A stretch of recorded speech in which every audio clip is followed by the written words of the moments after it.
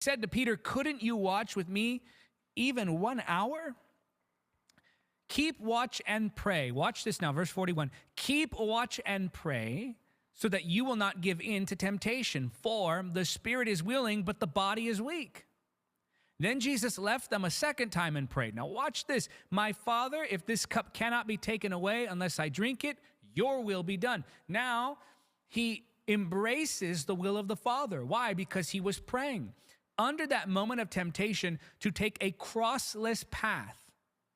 He's able to stand firm in the will of God. He's able to stand firm and obey the commands of the Father. He's able to stand firm and go with what heaven wanted because he was in prayer. That's why he was praying, because there was a temptation to resist the cross. That's why he was praying, because there was another path that was calling for him to walk it. And he decides now in this moment of vulnerability, in this moment of temptation, to give himself to prayer. And that's when he tells his disciples, keep watch and pray so that you will not give into temptation.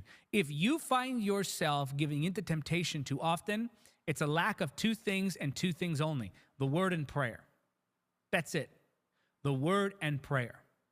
You begin to walk in the Spirit through prayer and the word, and there's no bondage or temptation that can hold you.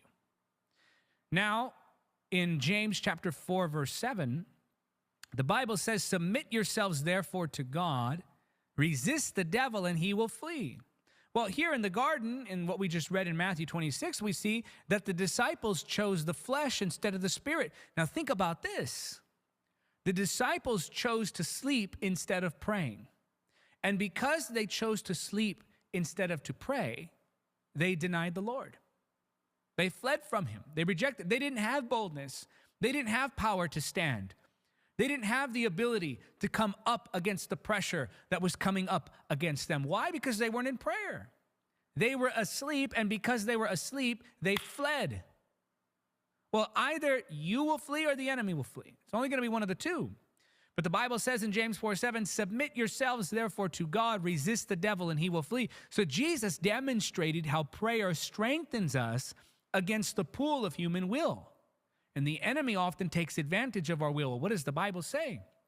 That when we are tempted, we're tempted by our own desires. So the enemy uses our own desires against us. And if we're not in prayer, those desires will be strong.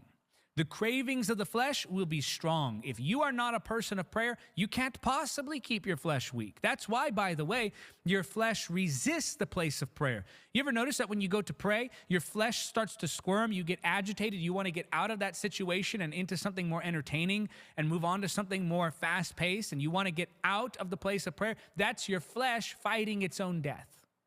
Because prayer is the death of the flesh.